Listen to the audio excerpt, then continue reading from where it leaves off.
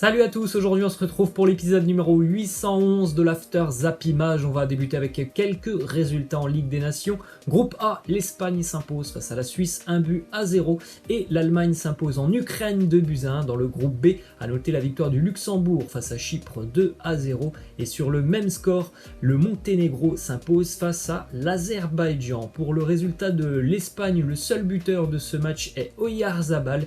Les Espagnols ont beaucoup dominé la sélection suisse qui n'a eu que très peu d'occasions durant ce match. Ils ont beaucoup couru après le ballon. D'ailleurs les Suisses, ça a été un match assez compliqué pour eux. Et dans le quatuor offensif de l'Espagne hier, on a vu pas mal de jeunes joueurs très intéressants. C'était des choix de Luis Enrique. Regardez ce quatuor offensif pour l'Espagne avec notamment Ansu Fati, 17 ans, Mikel Oyarzabal, 23 ans, Ferran Torres, 20 ans et Dani Olmo, 22 ans. La jeunesse au pouvoir pour l'Espagne et l'avenir s'annonce brillant pour la sélection espagnole. Autre résultat, la victoire de l'Allemagne en Ukraine 2-1, signé Matthias Ginter et Leon Goretzka. Encore une fois, l'Ukraine était fortement diminuée pour ce match, mais l'Allemagne s'est quand même fait peur parce qu'ils n'ont jamais réussi à prendre le large durant ce match, malgré le fait que la sélection allemande a eu beaucoup d'occasions, mais ils n'ont jamais pu prendre le large et ils ont aussi concédé quand même quelques occasions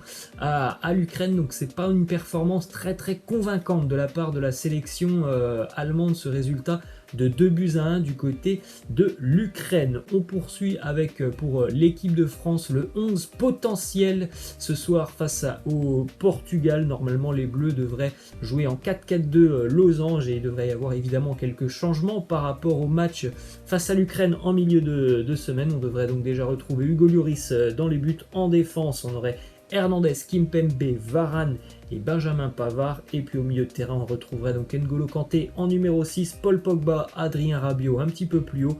En pointe de ce milieu en losange, on retrouverait Antoine Griezmann. Et en attaque, le duo Olivier Giroud et Mbappé, c'est la composition probable de l'équipe de France pour affronter le Portugal. Ensuite, une déclaration de Didier Deschamps qui répond aux journalistes qui aime bien déjà comparer Kylian Mbappé à Cristiano Ronaldo, même si je pense que pour le moment il n'y a pas besoin de comparer les deux joueurs. Il y en a un qui est beaucoup plus loin que l'autre, tout simplement. Il nous dit qu'il faudra faire une comparaison au même âge. Ce sont deux joueurs classés dans la même catégorie, des joueurs de très haut niveau mondial. Après, je ne sais pas si en fin de carrière de Kylian, je pourrais être là pour faire une comparaison, quoique évidemment la fin de carrière de Kylian, c'est pas pour maintenant, ça sera dans peut-être une quinzaine d'années, voire plus. En tout cas, je pense qu'à l'heure actuelle, ça ne sert à rien de comparer Kylian Mbappé et Cristiano Ronaldo. Ensuite, autre déclaration de Didier Deschamps qui revient sur l'Euro 2016 et cette finale face au Portugal. Il nous dit la finale de l'Euro, non, c'est bien loin tout ça. Il n'y a rien à se remémorer. Ça s'est passé il y a 4 ans. Bravo au Portugal. Ils ont été champions d'Europe. À nous, ça nous a servi 2 ans plus tard en Russie. On sait, de toute façon, que cette finale perdue de l'Euro 2016 a fait beaucoup de mal à l'équipe de France. Mais on sait surtout que Didier Deschamps s'est appuyé sur cette défaite pour tout simplement aller chercher la victoire en 2018 lors du mondial. Ensuite, une petite info sur un joueur qui postule à une place en équipe de France. C'est le frère de Lucas Hernandez, Théo, le joueur du Milan, qui nous dit: les entraîneurs ont parfois leurs idées et leurs joueurs, mais honnêtement, après une saison pareille de ma part, je continuerai à me battre pour qu'on m'appelle. L'Euro est mon objectif. J'ai 1 an pour le réaliser. Il est vrai que on a vu un très bon Théo Hernandez l'année dernière avec le Milan. Il est vrai aussi qu'en France, on a quand même un sacré vivier de joueurs un petit peu partout, y compris au niveau des défenseurs. Donc pour Théo Hernandez, il va encore falloir beaucoup travailler et beaucoup se montrer sur le terrain pour aller chercher une place, parce que évidemment, comme il le dit, Didier Deschamps a déjà ses noms en tête, je pense, pour le prochain Euro. Ensuite, on continue avec ces statistiques du côté de la sélection brésilienne. On rappelle, le Brésil s'est imposé 5-0 face à la Bolivie lors de son premier match aux éliminatoires du Mondial 2022.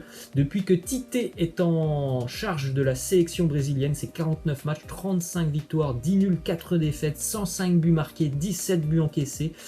C'est assez incroyable hein, ces statistiques pour le Brésil. Il y a une seule défaite en compétition officielle. Malheureusement, cette défaite, elle arrive en Coupe du Monde. On se rappelle, c'était face à la Belgique. Ensuite, une déclaration justement d'un Belge, Kevin De Bruyne, qui nous parle de la sélection anglaise, parce que ce soir, il y a France-Portugal, mais il y a aussi Angleterre-Belgique. Il nous dit, je pense qu'ils ont le but de remporter le prochain Euro et peut-être même la Coupe du Monde. Ils ont un sacré potentiel.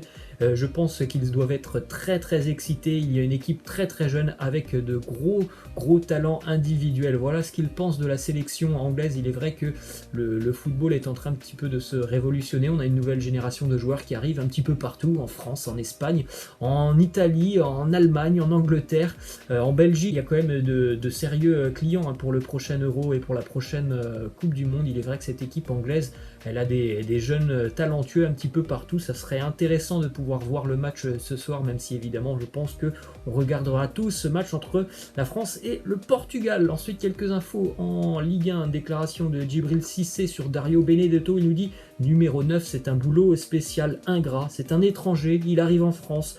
On ne se fait pas à la ville et à la langue en l'espace d'un an, il faut du temps, c'est un guerrier, ça se voit, il va retourner la situation en sa faveur très très vite. C'est tout ce que j'espère pour Dario Benedetto, qui avait fait des débuts plus que convaincants avec l'OM, et puis après il y a eu ces blessures un petit peu récurrentes. On sait que c'est un joueur un petit peu fragile malheureusement, Benedetto, mais on sent que lorsqu'il est en confiance, c'est quelqu'un qui peut faire très mal dans une surface de réparation. Après, pour le moment, voilà, ce début de saison est un peu compliqué parce qu'il y a ce manque de confiance. Il faut absolument qu'il retrouve le chemin des filets. Ensuite, une déclaration de Maxime Lopez qui s'est engagé du côté de Sassuolo. Il nous dit: j'ai vu beaucoup de matchs de Sassuolo, j'aime le jeu de l'équipe, je suis très heureux d'être ici en Italie. Alors on pourrait penser que c'était un pas en arrière pour Maxime Lopez de s'engager du côté de Sassuolo. Je pense plutôt que c'est un pas en avant pour lui, parce que c'est un profil de jeu Sassuolo, un style de jeu qui va beaucoup plus lui correspondre que l'Olympique de Marseille.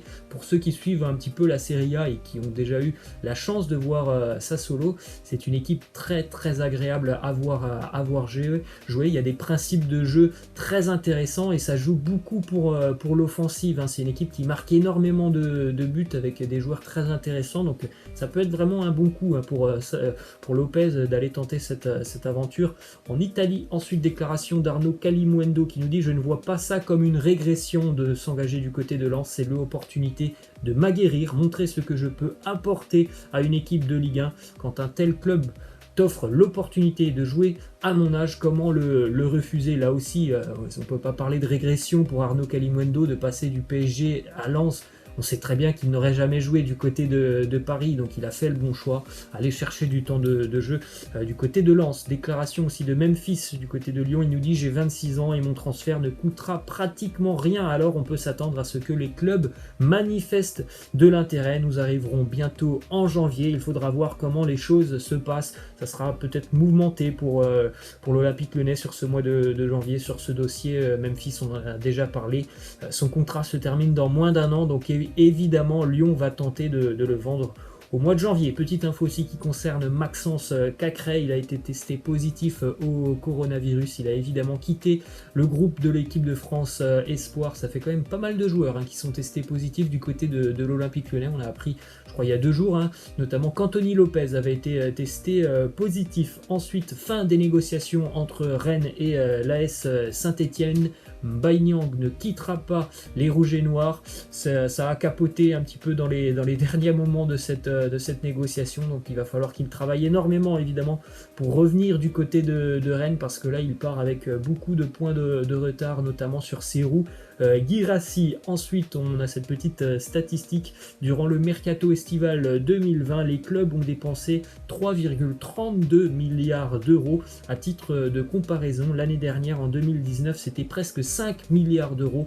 On voit bien qu'il y a eu des effets liés au coronavirus. On continue avec quelques petites infos autour du dossier Léo Messi à Barcelone. Une déclaration de son ami Luis Suarez qui nous dit: il est possible que Messi joue pour un autre club.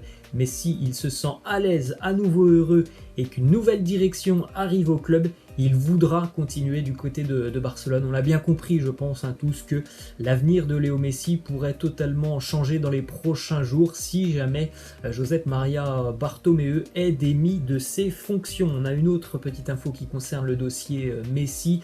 Le directeur des opérations de Manchester City affirme dans un entretien au Manchester Evening News que oui, Manchester City tentera l'opération Lionel Messi l'année prochaine si jamais Messi demande à quitter une nouvelle fois le FC Barcelone. Il a fait l'éloge du joueur et il a dit tout simplement que oui, s'il y a une possibilité l'année prochaine, Manchester City va tenter de réunir Guardiola et Léo Messi. On continue avec cette info qui concerne Ansu Fati qui vient d'être désigné joueur du mois de septembre en Espagne. Il a fait de très belles prestations avec le Barça, il a marqué, il a été décisif. Il est le plus jeune joueur de l'histoire de la compétition à recevoir cette distinction. On part en Italie maintenant avec une déclaration de Romelu Lukaku qui rend hommage à son entraîneur Antonio Conte. Il nous dit qu'il m'a amélioré en tout point. Si quelqu'un veut jouer pour Antonio Conte, il doit comprendre qu'il fera de nombreux sacrifices en termes de technique et de physique, mais ensuite avec lui sur le terrain, vous vous sentez trop fort. C'est une belle déclaration d'amour pour Lukaku que l'on a vu tellement à l'aise avec l'Inter déjà depuis son arrivée. C'est un joueur métamorphosé entre son passage du côté de Manchester et donc son renouveau du côté de l'Inter et d'Antonio Conte. On va terminer avec deux petites images. Déjà premièrement, cette image assez dramatique pour Santiago Arias, le latéral de Leverkusen qui est arrivé il n'y a même pas un mois en Allemagne. Il jouait évidemment avec la sélection colombienne vendredi soir, dans la nuit de vendredi à samedi face au Venezuela, et malheureusement pour lui, très grave blessure. Vous avez sur cette image donc le tibia péroné de Santiago Arias qui est totalement à 90 degrés. Et on termine avec vos petits pronos pour le match entre la France et le Portugal ce soir. Laissez-moi en commentaire votre avis sur ce match. D'ailleurs, nous on se retrouvera ce soir, je pense, aux alentours de 11h30 pour le débrief de ce France-Portugal. Le débrief sera publié sur la chaîne entre, je pense, 11h30 et minuit. Voilà les amis, c'est la fin de cet After Zap Image. Je vous souhaite un bon dimanche et à ce soir. Ciao.